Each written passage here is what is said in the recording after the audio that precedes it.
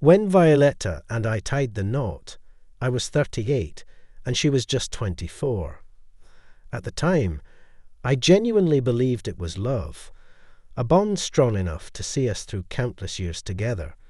But life, as it often does, had its own way of proving how naive my convictions were. If only there were a way to step into a time machine and return to the moment we first met. Oh, how differently I'd act. At least I wouldn't feel this heavy weight of metaphorical antlers hanging over my head now. Before she came into my life, I was a content bachelor, firmly convinced that solitude suited me just fine. I didn't need anyone else, or so I thought. My romantic encounters were few and fleeting, strictly no strings attached. My social circle was equally small, mostly limited to my parents, my sister, and my closest friend, James, who had been by my side since our high school days. At 17, I entered university and thrived academically. By the time I graduated, I had my sights set on postgraduate studies, which led to a teaching career and eventually earning my scientific degree. I'd spent over a decade walking the same university halls, carving out a respectable reputation among my peers. Then came Violetta. Our affair began when she was still a student, a detail that always left me on edge. I dreaded the thought of anyone at the university catching wind of our relationship. It would mean saying goodbye to my beloved department and facing humiliation. Ironically, the blush of shame came later, and with far greater intensity than I could have anticipated. Violetta threw herself into academic pursuits, though curiously, her enthusiasm seemed limited to my field of expertise. I became her supervisor for her thesis, though her real focus seemed elsewhere. She had a penchant for bold makeup and form-fitting outfits that accentuated her stunning figure, and despite my best efforts, she was constantly on my mind. I tried to keep my emotions in check, but it was a losing battle. We met weekly at the university. Still, little progress was made on her thesis. Instead, our meetings often turned into lament sessions about her challenging life. "My mother and I live alone," she confessed one day, her voice tinged with frustration. "Her pension barely covers food and basic expenses. I work evenings at the reception desk of a local clinic, but it leaves me with no energy to even start on my thesis." As I listened, sitting at my desk, she approached from behind and wrapped her arms gently around my neck. What she said next shattered my resolve. "My dear professor," she murmured, "just write that wretched thesis for me, won't you?" Her touch was intoxicating, her lips meeting mine in a moment that dissolved any resistance I had left. Then, with a coy smile, she stepped back, locked the door with a deliberate twist of the key, and turned to face me. What followed was our first moment of intimacy, right there in the classroom. For the first time in years, I felt swept away by the tide of love, or what I thought was love. I was captivated, consumed, and utterly undone. A year later, we stopped hiding our relationship. By then, I had finished my thesis, successfully defended it, and received my diploma. We had the ceremony, just a small gathering of close family and witnesses, including James and his wife, Ella, at a cozy restaurant. Violetta, while not particularly gifted in some areas, had boundless ambition. "Alec," she said one evening, "I want to keep studying.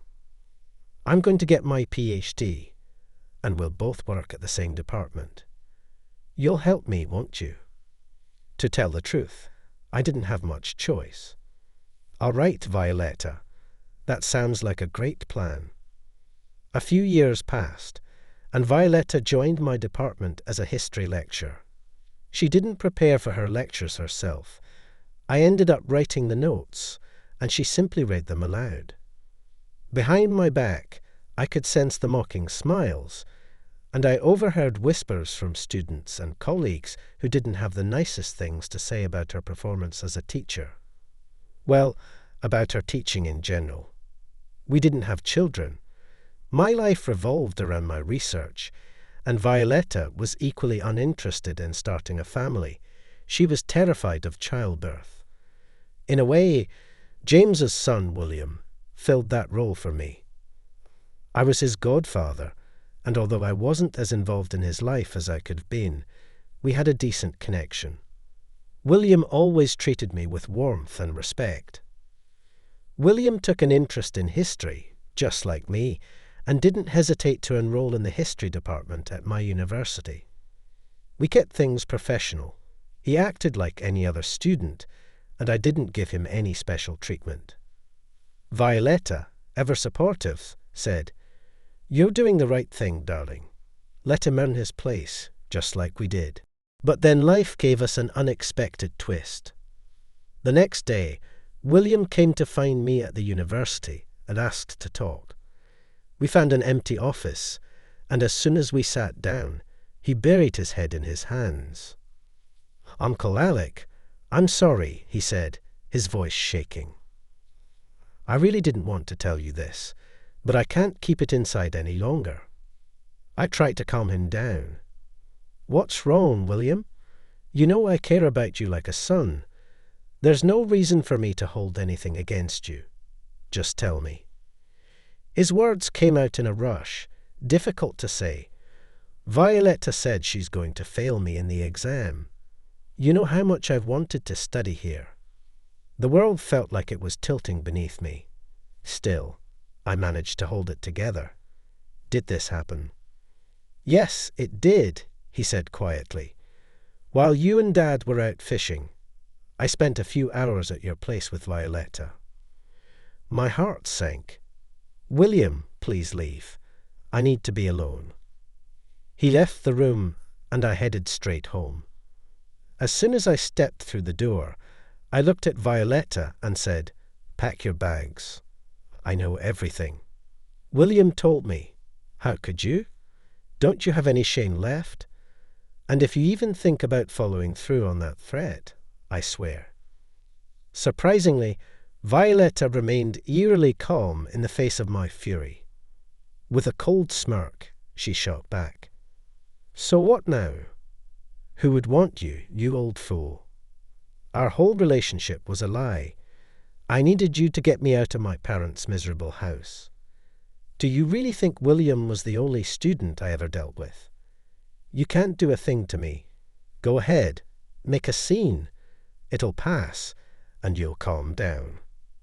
She had no idea how deep my anger ran. If I was hurt, I didn't forgive, not ever. No one would walk all over me.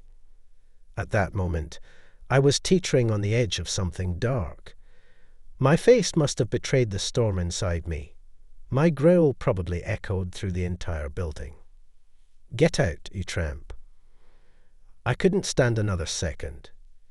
She had no choice but to pack up and leave, heading straight to her mother's. We divorced shortly after. She was barred from returning to the department. Turns out, the dean had known about her extracurricular activities for a while, but had been too afraid to talk to me about it. He worried I wouldn't believe him and might quit the university altogether. Now that there was nothing holding him back, he wasted no time in showing her the door. Her career at school was just as disastrous. Her arrogance and lack of shame kept her from ever fitting in with the teaching staff.